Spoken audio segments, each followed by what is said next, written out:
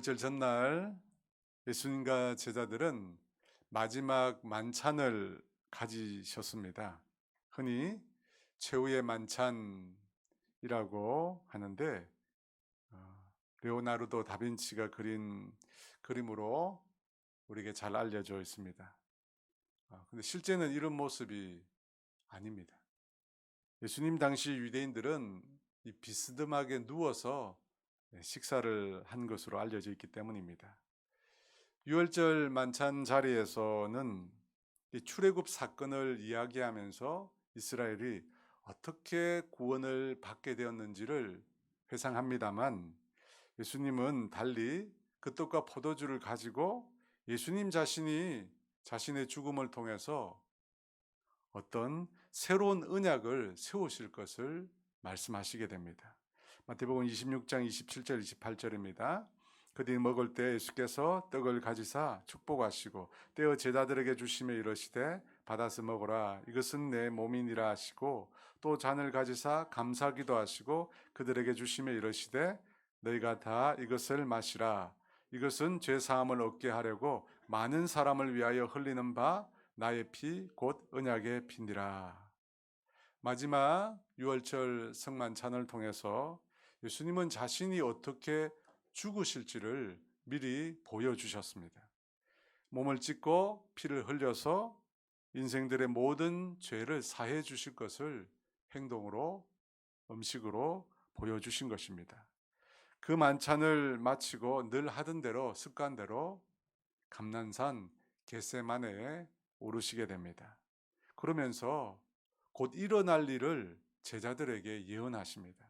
31절입니다. 그때 예수께서 제자들에게 이르시되 오늘 밤에 너희가 다 나를 버리리라. 기록된 바 내가 목자를 치리니 양의 떼가 흩어지리라 하였느니라.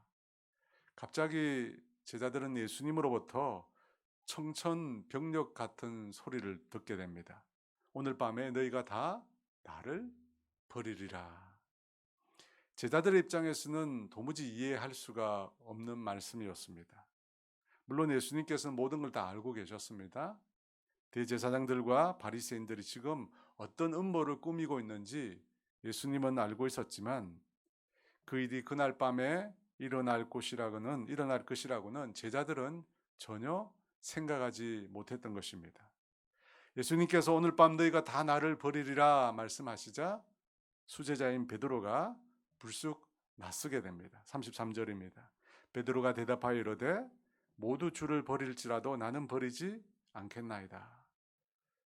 이 말씀을 통해서 우리는 베드로가 예수님에 대해서 얼마나 충성스러운 마음을 가지고 있었는지를 읽을 수가 있습니다. 하지만 다른 한편으로 그가 여전히 아직도 미성숙하다라는 사실도 알게 됩니다. 베드로가 무엇이라고 합니까? 모두 주를 버릴지라도 자신은 결코 버리지 않겠다고 합니다. 여기서 모두는 누구를 가리킵니까? 다른 제자들입니다. 다른 제자들은 모두 예수님을 버릴지라도 자신은 그렇지 않겠다는 것입니다. 자신은 다른 제자들과 다르다는 것입니다. 자신은 결코 절대로 어떤 일이 일어나도 주님 곁을 지키겠다고 단호히 말하고 있습니다. 앞서 주님은 이 제자들 사이에 누가 크냐 하는 논쟁이 있을 때 너희 중에 누구든지 크고자 하는 자는 섬기는 자가 되고 누구든지 첫째가 되고자 하는 자는 종이 되어야 한다고 말씀하셨습니다. 그들에게 낮아져야 한다고, 겸손한 마음을 가지고 다른 사람을 나보다 낮게 여기는 자가 되어야 한다고 그렇게 말씀하셨습니다. 그런데 베드로는 예수님의 그 말씀을 한쪽 귀로 듣고 다른 귀로 다 흘려보낸 것이 분명합니다. 그는 여전히 다른 제자들보다 자신이 남다르다고 스스로 교만하여 우월감을 가지고 있었습니다. 그러자 예수님께서 베드로에게 이렇게 말씀하십니다. 34절에 예수께서 이르시되 내가 진실로 내게 이르노니 오늘 밤 닭 울기 전에 내가 3번 나를 부인하리라. 예수님은 베드로에게 3번 주님 당신을 부인할 것을 예언하셨습니다. 이 3번이라고 하면 베드로가 완전히 철저히 예수님을 부인할 것을 말씀하시는 것입니다. 이에 베드로가 또다시 예수님께 대답합니다. 35절 상반절에 베드로가 이르되 내가 주와 함께 죽을지언정 주를 부인하지 않겠나이다. 베드로는 아마 목소리를 높여 더 크고 강하게 결코 주님을 부인하지 않겠다고 했습니다. 심지어 여러분 목숨을 걸고 맹세를 했습니다. 차라리 주와 함께 죽을지언정 주님을 부인하지 않겠다고 합니다. 그런데 그날 밤에 베드로가 어떻게 됩니까? 주님을 모른다고 부인하는 정도가 아니라 세 번째는 저주까지. 마태복음 26장 75절에 그가 저주하며 맹세하여 이르되 나는 그 사람을 알지 못하노라 하니 곧 닭이 울더라. 정말 예수님이 말씀하신 대로 베드로는 철저히 완전히 예수님을 모른다고 부인했습니다. 여러분 사람이 어떻게 이럴 수가 있습니까? 불과 몇 시간 전만 해도 모두 다 주를 버려도 자신은 결코 버리지 않겠다고. 주님과 함께 죽을지언정 주님을 부인하지 않겠다고 맹세를 했습니다. 그런데 몇 시간 후에 세 번씩이나 그것도 저주하며 맹세하여 주님을 모른다고 합니다. 여러분 왜 베드로가 이렇게 된 것일까요? 도대체 그에게 무슨 일이 일어난 것일까요?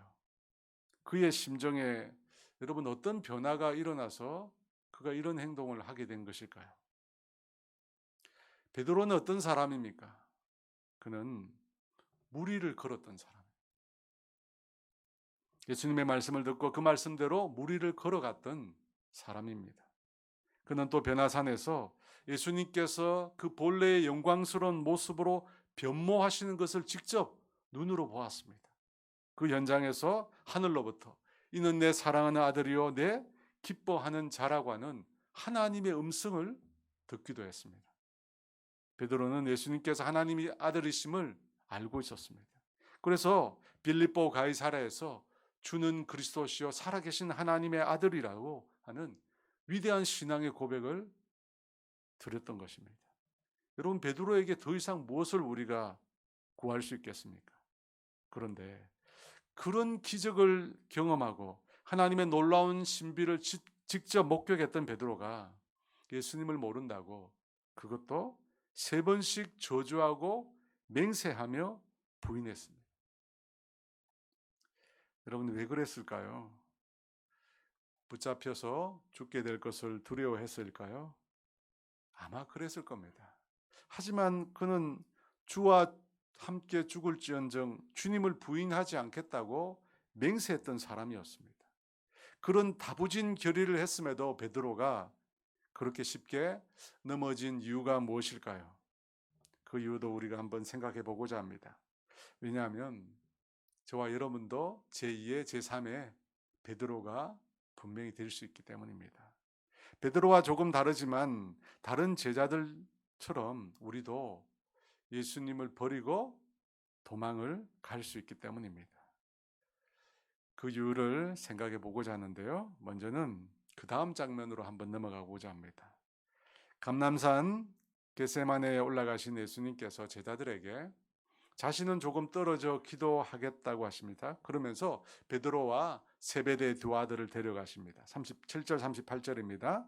베드로와 세베대의 두 아들을 데리고 가실새 고민하고 슬퍼하사 이에 말씀하시되 내 마음이 매우 고민하여 죽게 되었으니 너희는 여기 머물러 나와 함께 깨어 있으라 하시고. 여러분 이 말씀을 보면 아주 낯선 장면을 우리가 보게 됩니다. 어떤 장면일까요? 예수님께서 고민하고 슬퍼하십니다. 그러면서 제자들에게 내 마음이 매우 고민하여 내가 죽게 되었다고 말씀하십니다. 여러분 성경에서 예수님께서 이런 말과 행동을 하신 적이 있습니까? 때때로 눈물을 흘리시거나 분노하신 적은 있습니다. 그런데 지금처럼 고민하고 슬퍼하시며 내 마음이 죽게 되었다 이런 말은 들을 수가 없었습니다. 여러분 사실 이런 말들은 예수님의 말이 아니잖아요. 저와 여러분 같이 평범한 사람들이 못 살겠다, 죽겠다, 늘 그러잖아요. 그런데 어떻게 예수님께서 내가 죽게 되었다, 이런 말씀을 하실 수 있습니까? 이렇게 이야기하면 그럴 수 있죠. 예수님은 사람이 아닌가? 예수님도 사람이니까 그럴 수 있지. 그런데 우리의 보통의 상식으로 또 생각으로 전혀 예수님답지 않은 말씀입니다. 내 마음이 죽게 되었다. 죽고 싶다. 이 마가복음에서는 내 마음이 심히 고민하여 죽게 되었다는 것을 헬라어로, 발음이 어려운데요, 엑삼베이스사이 엑삼베이스사이, 말이 되게 어렵네요. 라고 하는 단어를 썼어요. 이 단어는 몹시 놀랄만 하거나 당혹스러운 일 때문에 감정이 격해진다. 감정이 격해진다. 놀라거나 당황스러운 일로 인하여 감정이 격해진다라고 하는 뜻입니다. 그런데 여러분, 우리 같은 사람이 아닌 하나님의 아들이신 예수님께서 무슨 일로 이렇게 놀라고 당혹해 하시는 것일까요? 예수님은 그러실 필요가 없는 분이시잖아요. 그분 앞에 놓여 있는 죽음 때문이었을까요? 아니면 십자가 때문일까요? 대역 죄인들만 가장 고통스럽게 죽였던 그 십자가형을 생각하시면서 예수님께서 고민하시고 슬퍼하시고 내 마음이 죽게 되었다라고 하신 것일까요? 그렇지 않을 것입니다. 예수님을 따랐던 많은 제자들이 순교를 당했습니다. 사도 요한을 제외한 11명의 제자들뿐만 아니라 기독교 역사는 순교의 역사라고 할 만큼 정말 수없이 많은 예수님을 따르는 제자들이 복음을 위해서 목숨을 아낌없이 바쳤습니다. 그런데 그 제자들의 마지막 모습은 하나같이 정말로 놀랍도록 평안한 것이었습니다. 성경에 보면 초대교회 7집사 중 하나인 스데반은 자신을 처형하는 자들 앞에서 그 얼굴이 천사의 얼굴과 같았다고 했습니다. 그는 돌을 들어 자신을 치려고 하는 자들을 위해서 오히려 주여 이 죄를 그들에게 돌리지 마옵소서라고 기도하며 숨졌습니다. 또 사도 요한의 제자로 알려진 이 폴리갑이라는 분은 개종하면 목숨을 살려주겠다는 말을 거부하고 너무나 의연하게 화영장의 불길 가운데 죽음을 맞이했습니다. 여러분, 그분들 뿐이겠습니까? 수없이 많은 무명의 크리스찬들이 사자의 밥이 되면서도 하늘을 향해 찬송을 불렀습니다. 화형을 당하면서도 손을 들어 기도하기를 그치지 않았습니다. 여러분, 이 모습들이 예수님을 따랐던 제자들의 마지막 모습이었습니다. 그들의 모습은 너무나 영광스러웠습니다. 너무나 아름다웠습니다. 그런데 지금 당사자인 예수님이 그분을 따르는 사람들과는 달리 죽음 앞에, 십자가 앞에 이토록 심히 고민하고 슬퍼하고 계십니다. 여러분, 우리는 이 장면을 어떻게 이해해야 할까요? 왜 주님은 그날 겟세마네에서 기도하시면서 그토록 고뇌하시며 슬퍼하신 것일까요? 39절입니다. 조금 나아가사 얼굴을 땅에 대시고 엎드려 기도하여 이르시되 내 아버지여, 만일 할만하시거든 이 잔을 내게서 지나가게 하옵소서. 그러나 나의 원대로 마시옵고 아버지의 원대로 하옵소서 하시고, 예수님이 드린 이 기도에 보면 눈에 띄는 한 단어가 있습니다. 그것은 잔이라는 단어입니다. 예수님께서 아버지, 만일 할만하시거든 이 잔을 내게서 지나가게 하소서라고 간구하십니다. 그렇다면 여기서 말하는 잔은 무엇을 의미하는 것일까요? 여러분, 축제 때 마시는 축배의 잔일까요? 그렇지 않습니다. 2주 전에 이 세베대의 아들의 어머니가 예수님을 찾아와서 자신의 두 아들을 예수님 나라의 좌우편에 앉게 해달라고 했습니다. 그때 예수님께서 내가 마시려는 잔을 너희가 마실 수 있느냐 물으셨습니다. 그때 그들은 마실 수 있다고 했습니다. 왜냐하면 그들은 그 잔을 예수님의 좌우편에 앉아서 드는 축배로 생각했기 때문입니다. 하지만 예수님께서 말씀하신 그 잔은 축배의 잔이 아니었습니다. 구약 성경에 보면 이 잔은 불의와 죄악에 대해서 하나님께서 진노하시는 것을 의미했습니다. 그야말로 진노의 잔이라고 할 수 있습니다. 이사야 51장 22절에 내 주 여호와 그의 백성의 억울함을 풀어내시는 내 하나님이 이같이 말씀하시되 보라 내가 비틀거름치게 하는 잔 곧 나의 분노의 큰 잔을 내 손에서 거두어서 내가 다시는 마시지 못하게 하고 나의 분노의 큰 잔이라고 말씀합니다. 곧 그 잔은 죄악에 대해 심판하시는 하나님의 진노를 담고 있다는 것입니다. 그래서 예수님은 그 하나님의 진노의 잔이 자신에게서 지나가게 해달라고 구하고 있는 것입니다.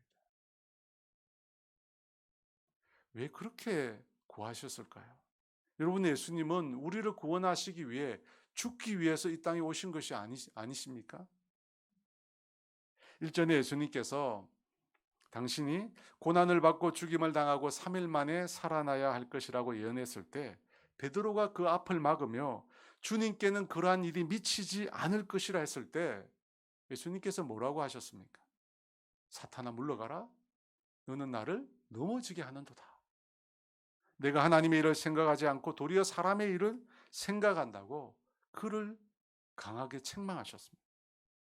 그런데 왜 지금은 우리 죄악에 대해서 분노하시는 그 하나님의 잔을 예수님께서 거절하시려는 것입니까? 여러분, 예수님의 진짜 의도가 뭡니까? 왜 인생을 위해 죽는 것이 하나님의 일이라고 말씀하시면서 정작 죽음 앞에 이토록 고뇌하고 슬퍼하시는 것입니까? 여러분, 이 잔을 내게서 지나가게 해달라는 말씀과 같은 맥락에 있다고 할 수 있는 것이 예수님께서 십자가에서 외치신 비명입니다. 우리가 잘 아는 엘리 엘리 라마 사박다니 나의 하나님 어찌하여 나를 버리셨나이까. 죽으러 오신 예수님께서 십자가 위에서 고통스럽게 부르짖고 계십니다. 왜 그러실까요? 죽기 위해서 오신 것 아닙니까? 그런데 왜 고통스러워 하시면서 그것을 거절하시려고 하시는 것일까요? 그것은 죄인인 우리가 전혀 느낄 수 없는 죄인의 저주와 고통 때문입니다. 지금 이 땅에 죄인으로 살고 있지만 그 죄인이 나중에 겪게 될 저주와 고통을 우리가 모르기 때문입니다. 여러분, 예수님은 단 한 번도 하나님 아버지를 떠나신 적이 없습니다. 삼위일체 하나님, 성부, 성자, 성령 하나님은 늘 세 분이 함께 하셨습니다. 함께 시간을 창조하셨고 함께 만물을 지으셨습니다. 그분들은 늘 함께 하시며 서로 친밀히 교제하셨습니다. 세 분이 그렇게 서로를 교제하는 방식, 여러분 그것이 바로 아가페입니다. 무조건적인, 이타적인, 완전한 사랑.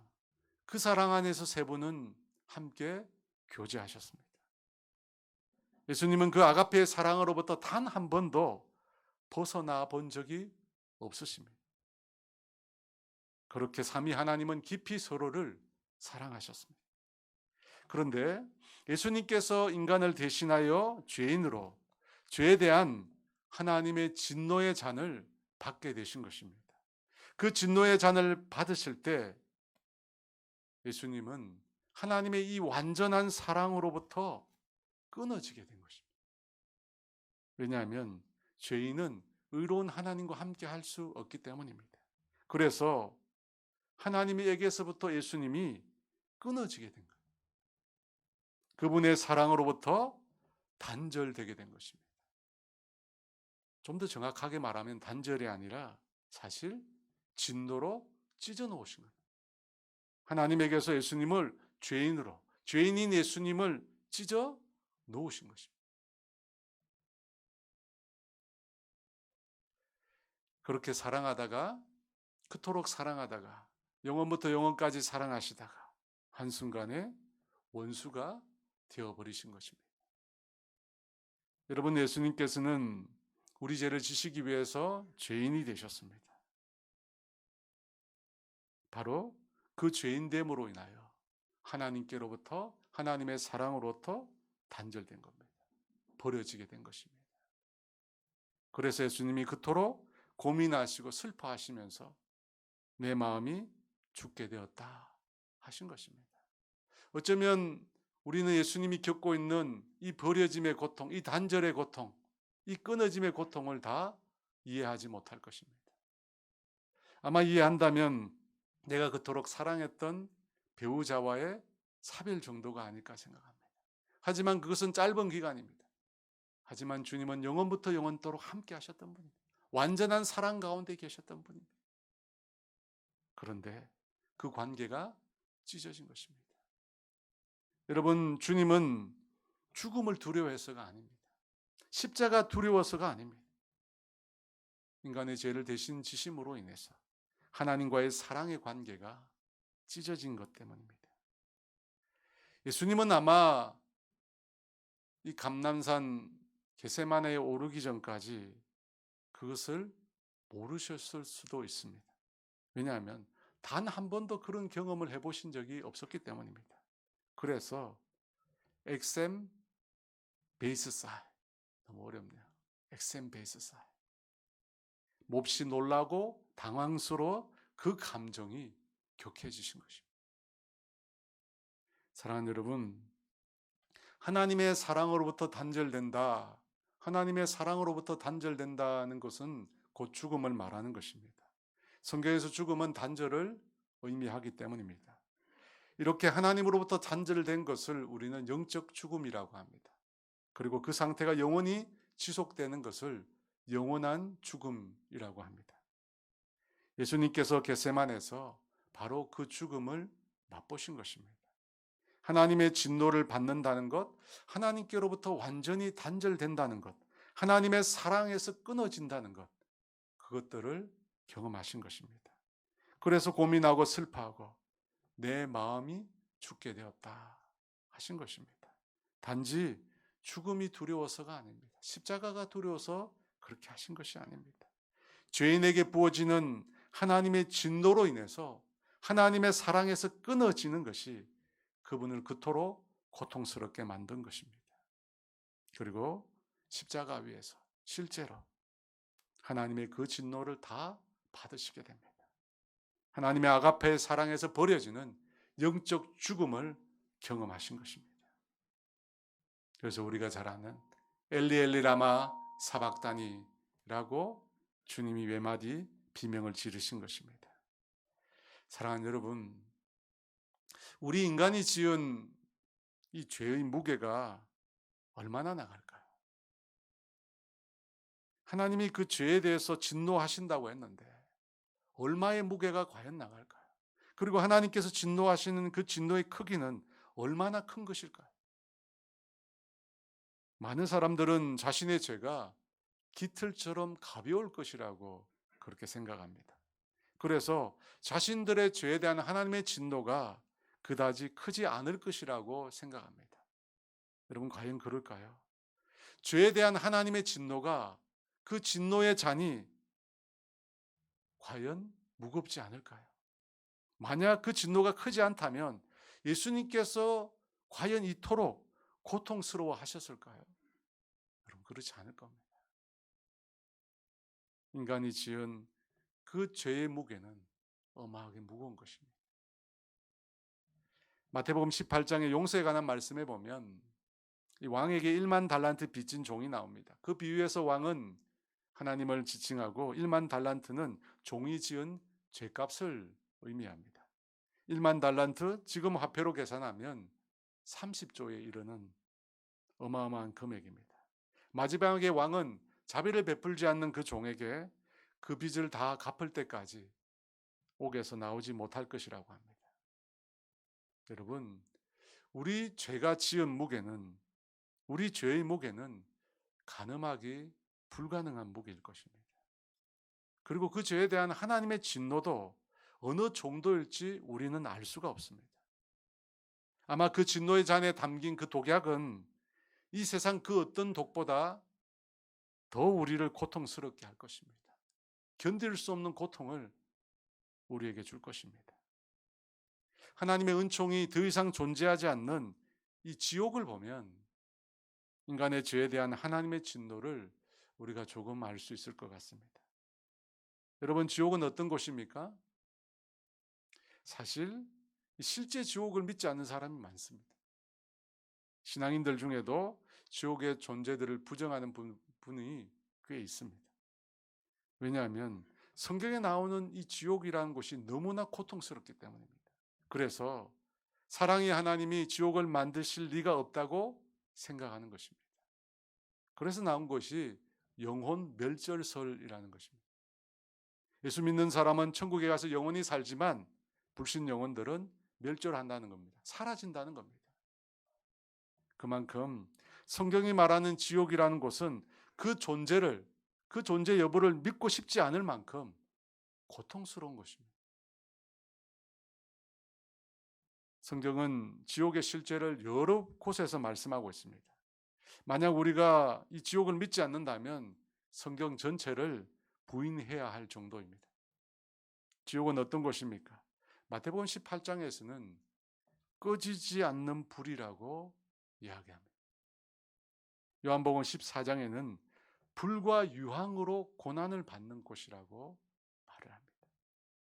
마태복음 8장에서는 바깥 어두움의 곳이다 라고 말합니다. 그곳에서 울며 이를 갈게 될 것이라. 누가복음 16장 부자와 나사로의 이야기에 보면 지옥은 물 한 방울의 은총도 허락되지 않는 곳이라고 말씀합니다.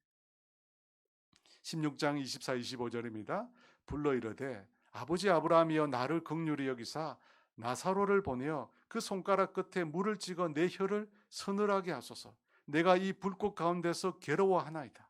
아브라함이 이르되 예 너는 살았을 때 좋은 것을 받았고 나사로는 고난을 받았으니 이것을 기억하라. 이제 그는 여기서 위로를 받고 너는 괴로움을 받느니라. 물 한 방울 얻을 수 없는 오직 고통과 괴로움만이 존재하는 곳이 지옥입니다. 그래서 여러분 농담이라도 내가 있는 천국은 안 간다. 내가 없는 지옥에 가겠다. 그런 말 하지 마십시오. 주님은 십자가를 목전에 두고 감난산 겟세마네에 올라가셨습니다. 그곳에 기도하러 가신 겁니다. 늘 그곳에 하시던 대로 기도하러 가셨습니다. 예수님은 기도를 통해서 하나님의 놀라운 임재와 사랑을 다시 한번 느껴보고 싶었습니다. 십자가에 죽으시기 전에 하나님의 그 아가페의 사랑을 다시 한번 확인하고 싶었습니다. 그런데 그곳에서 십자가에서 죄인이 경험해야 할 하나님의 분노의 잔을 미리 맛보신 것입니다. 죄인에게 부어지는 그 하나님의 진노가 얼마나 큰 것인지 예수님이 느끼신 것입니다. 무엇보다도 하나님의 사랑이 배제된 철저히 영적으로 하나님의 사랑으로부터 단절된 영적인 죽음인 지옥을 그분은 그곳에서 경험하신 것입니다. 그 고통이 너무나 크시기에 주님은 고민하시며 슬퍼하시며 내 마음이 죽게 되었다 말씀하신 것입니다. 여러분, 하나님을 떠나 산다는 것, 하나님 없는 지옥에 가겠다는 것, 여러분 너무나 고통스러운 것입니다. 여러분 그 고통이 계속 영원히 지속된다고 생각해 보십시오. 지금까지 인생을 살아오면서 지옥 같은 시간이 다 있었을 겁니다. 누구에게나 그런 시간이 있었을 것입니다. 지금 그 시간을 보내고 있는 분도 아마 계실 겁니다. 하지만 이 땅에서의 지옥은 실제 지옥과 비교도 되지 않는다는 사실을 꼭 기억하시기 바랍니다. 예수님은 가룟 유다에 대해서 이렇게 말씀하셨습니다. 그 사람은 차라리 태어나지 아니하였더라면 제게 좋을 뻔하였느니라. 유다가 어디로 갈 것인지 주님은 아셨기 때문입니다. 바울은 또한 이렇게 말합니다. 로마서 9장 1절 2절입니다. 나에게 큰 근심이 있는 것과 마음에 그치지 않는 고통이 있는 것을 내 양심이 성령 안에서 나와 더불어 증언하노니 나의 형제 곧 고륙의 친척을 위하여 내 자신이 저주를 받아 그리스도에게서 끊어질지라도 원하는 바로다. 바울에게 큰 근심과 마음에 그치지 않는, 마음에 계속되는 고통이 있다고 합니다. 무엇입니까? 나의 형제, 고륙의 친척들이 예수님을 모른다는 것입니다. 그래서 구원받지 못한 하나님의 진노의 대상이라는 것입니다. 그것을 두고 바울은 내가 저주를 받아 그리스도에게 끊어질지라도 그들이 구원 얻기를 바란다는 것입니다. 왜 바울이 이런 말을 했을까요? 바울이 삼청천에 가봤거든요. 그는 천국에 가봤습니다. 그곳에서 바울은 지옥을 받던 것입니다. 그래서 내가 저주를 받는 한이 있더라도, 받을 수도 없지만 받는 한이 있더라면 내 형제, 곧 고륙 친척이 구원 얻기를 정말로 간절히 원한다는 것입니다. 저는 솔직히 이 기도를 드려본 적이 있습니다. 제가 저주를 받는 한이 있더라도 구원 얻기를 원하는 분이 있었습니다. 제 아버지. 제가 쌍팔년 8월 달에 1988년 8월 달에 예수님을 만나고 제일 먼저 제 아버지가 눈에 들어왔어요. 그때 저희 아버지가 교회를 안 다녔거든요. 교회를 안 다닌 정도가 아니라 교회를 핍박하셨어요. 그런데 제가 예수님을 믿고 예수님의 사랑을 깨닫고 보니까 예수님 안 믿는 사람이 너무 불쌍해요. 죽으면 지옥 갈 텐데 아버지가 지옥 간다고 생각이 하니까 미칠 것 같은 거예요. 그래서 새벽마다 아버지 믿게 해달라고, 아버지 믿게 해달라고, 내가 저주를 받는 한이 있더라도 우리 아버지 예수 믿고 구원 얻게 해달라고 제가 그렇게 울면서 기도를 한 겁니다. 사랑하는 여러분, 저는 하나님의 예정설과 선택설을 믿습니다. 그런데 우리는 누가 선택되었는지, 누가 예정되었는지, 누가 하나님의 자녀로 예정되었는지 모릅니다. 많은 성도들이 전도를 하다가 영혼 구원을 위해서 기도하다가 그렇게 열심히 노력하는데도 그 사람들이 안 믿으면 하나님이 선택하지 않은 모양이야 라고 포기를 합니다. 근데 여러분, 그 생각은 하나님이 주신 생각이 아닙니다. 그래서 마귀가 준 생각입니다. 여러분, 확실한 거 하나 있습니다. 목숨을 걸고 기도하면 반드시 구원하는 역사가 일어납니다. 주변에서도 저희 아버지를 위해서 많이 기도하셨습니다. 그리고 저도 제가 저주를 받는 한이 있더라도 구원해 달라고 간절히 기도했습니다. 그렇게 1년 아버지를 위해서 기도하고 나니까요, 제 아버지가 예수님 만나고 세례를 받고 구원을 얻으셨습니다. 그리고 30년 주님의 교회를 위해서 아낌없이 빛도 없이 그렇게 봉사하셨습니다. 제가 오늘 이 말씀을 드리는 것은 여러분의 형제, 고륙 친척을 위해서 바울처럼 간절히 기도하라는 것입니다.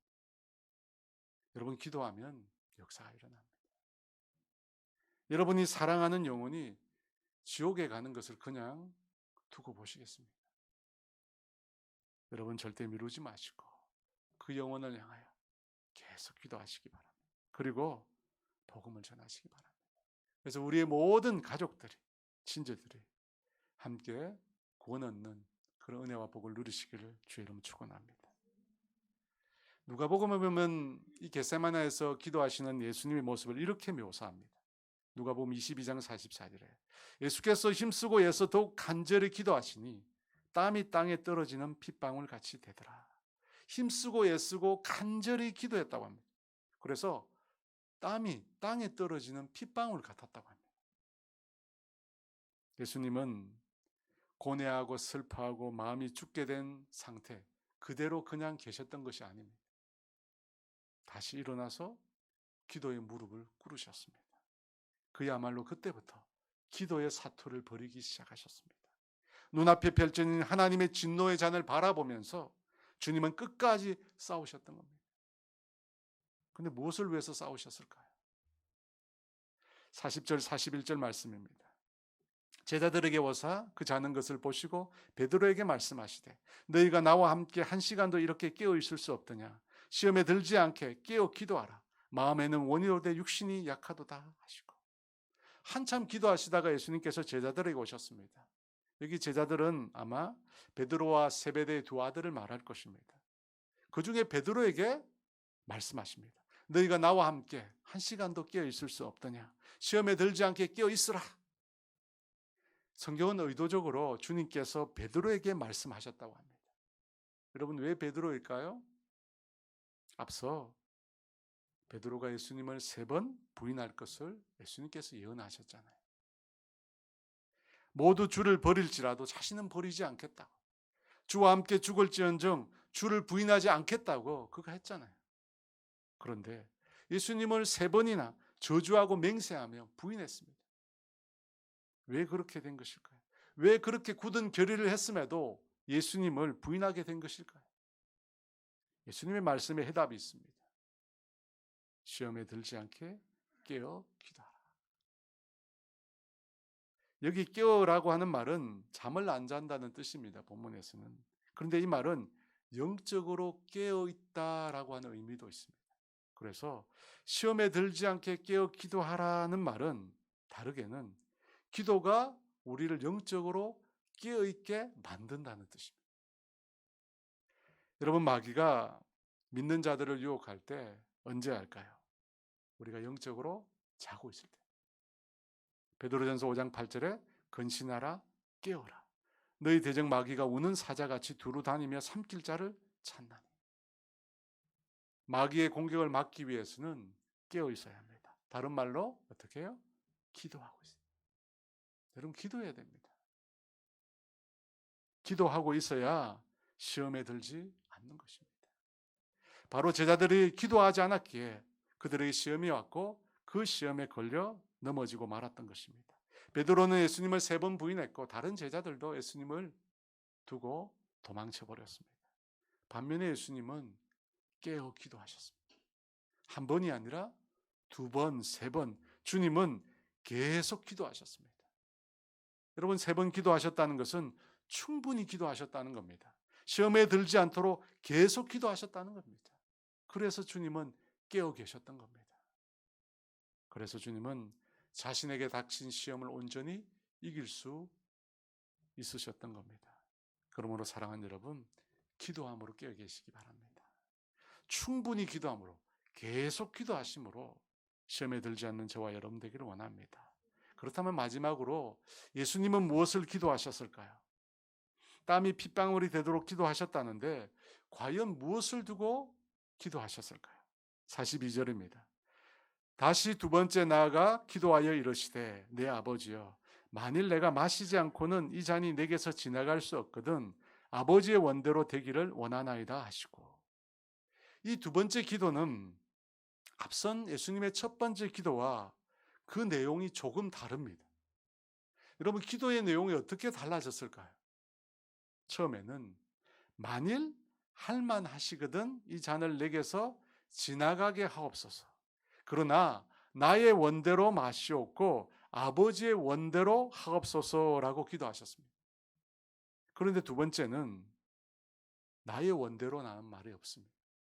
만일 내가 마시지 않고는 이 잔이 내게서 지나갈 수 없거든 아버지의 원대로 되기를 원하나이다 했습니다. 무엇이 달라졌다고 했습니까? 나의 원대로라고 하는 말이 없어졌어요. 처음에는 이 잔을 내게서 지나가게 해달라고 했습니다. 근데 2번째는 지나가게 할 수 없거든 이라고 합니다.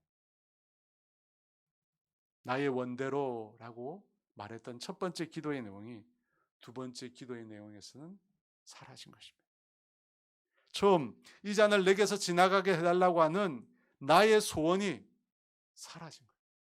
그리고 아버지의 원대로라고 한 것만 남게 되었다는 겁니다. 여러분, 이것이 주님께서 우리에게 기도를 원하시는 이유입니다.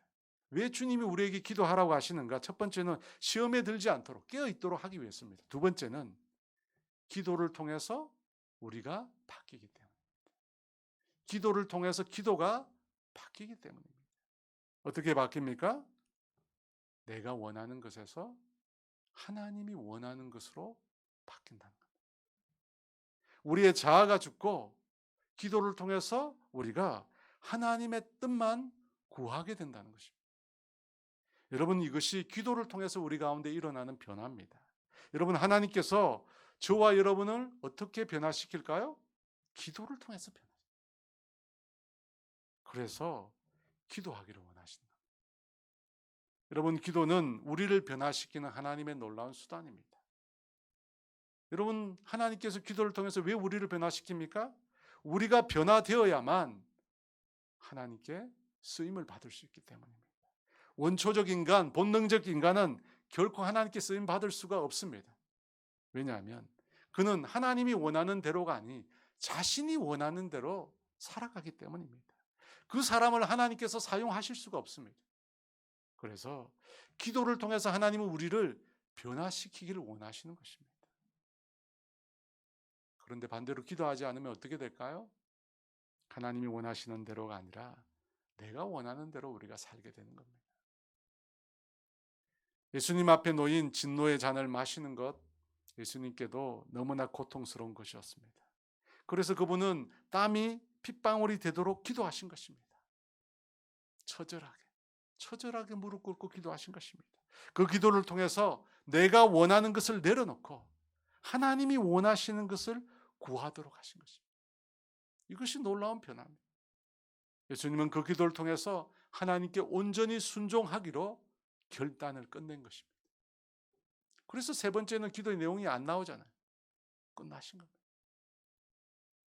사랑하는 여러분, 여러분에게 있어서 기도는 어떤 것입니까? 내가 원하는 것을 구하는 장치입니까? 마치 자동 판매기를 누르듯이 내가 원하고 바라는 것을 눌러서 얻게 하는 수단이 기도입니까? 만일 여러분이 기도를 그렇게 생각하신다면 여러분의 기도는 세상 사람들의 기도와 별반 다를 것이 없습니다. 정화수를 떠다 놓고 천지신명에게 기도하는 사람들의 기도도 자신이 원하는 것을 해달라고 구하는 것입니다. 여러분, 하나님의 자녀들의 기도가 이 세상 사람들의 기도와 같아서야 되겠습니까? 오늘 예수님의 기도를 통해서 우리는 기도가 내가 원하는 것이 아닌 하나님이 원하시는 것을 구하는 것임을 배우게 됩니다. 기도가 무엇이라고요? 내가 원하는 것을 얻어내는 것이 아니라 하나님이 원하시는 하나님의 뜻을 구하는 것이 기도인 것입니다. 예수님께서 가르쳐 주신 주기도에도 분명히 나와 있습니다. 뜻이 하늘에서 이루어진 것처럼 땅에서도 이루어지게 하옵소서. 하나님의 뜻이 이루어진 것. 그것을 기도하라고 주기도문에 가르쳐 주신 것입니다. 기도는 하나님의 뜻을 이루는 수단인 것입니다. 그러므로 여러분, 하나님의 뜻을 구하십시오. 그리하면 어떻게 될까요? 여러분 인생에 필요한 모든 것을 하나님 다 주십니다. 마태복음 6장 33절, 너희는 먼저 그의 나라와 그의 의를 구하라. 하나님을 구하라는 겁니다. 하나님의 뜻을 구하라는 거예요. 하나님이 원하시는 것을 구하라는 거예요. 그러면 이 모든 것을 너에게 더하여 주시리라. 그렇게 하시는 저와 여러분 되시기를 주의 이름으로 축원합니다. 우리 함께 찬양하며 기도하며 나가겠습니다.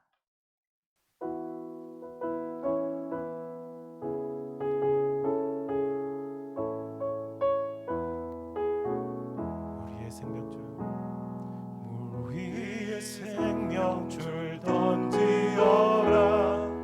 누가 저 형제를 구원하랴. 우리의 가까운 형제이니 이 생명줄 누가 던지려나.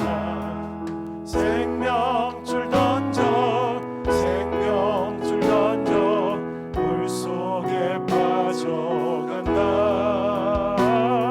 생명줄 던져, 생명줄 던져, 지금 곧 던지어라. 너 빨리 생명줄 던지어라. 형제여 너 어찌 지체하냐.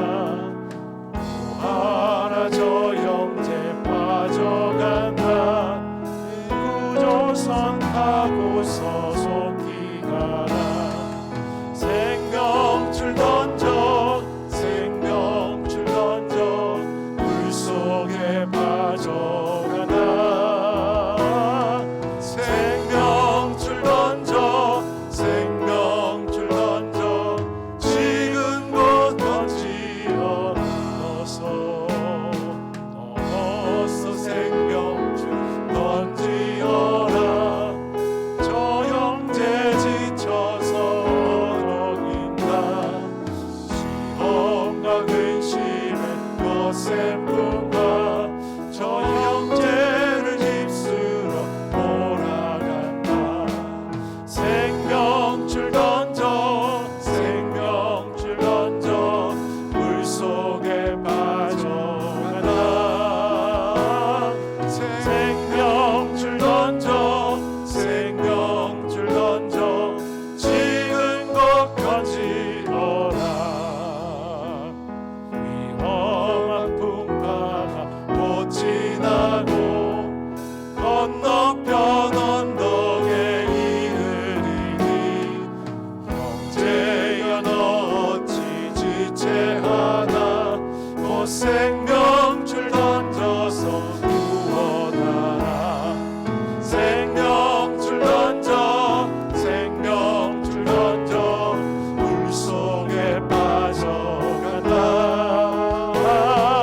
생명줄 던져 생명줄 던져 지금 곧 던지어라.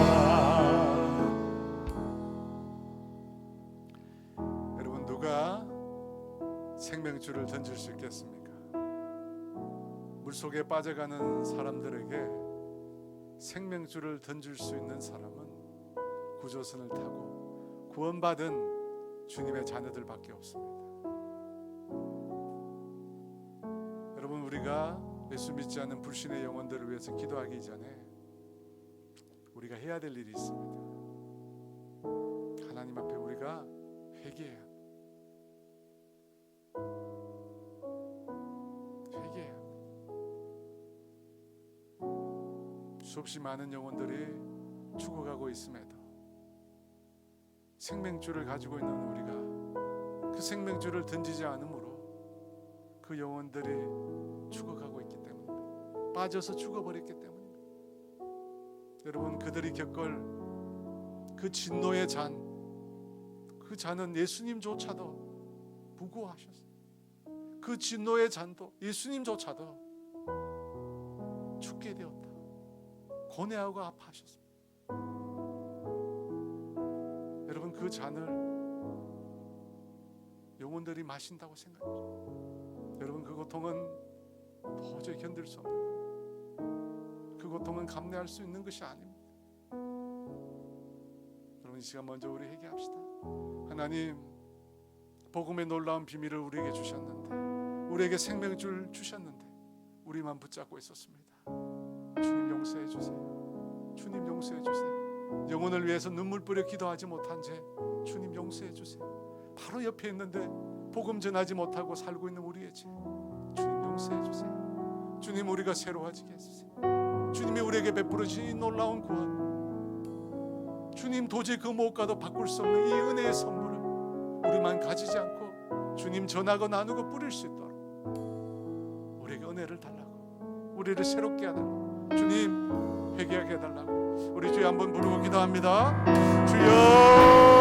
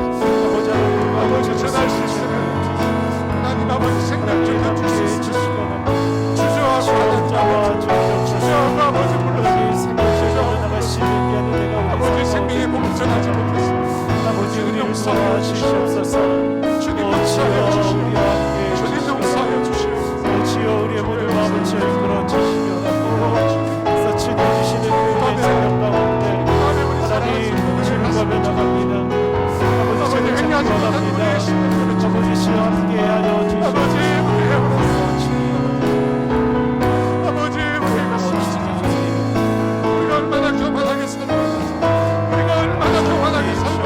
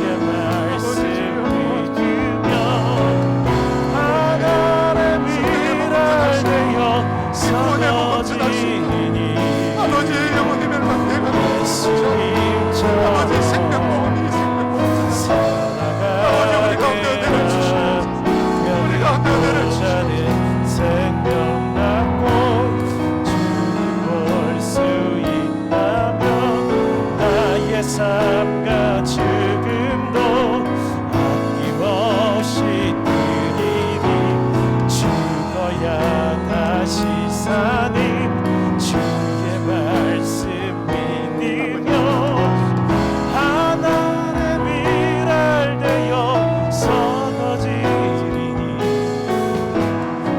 예수님처럼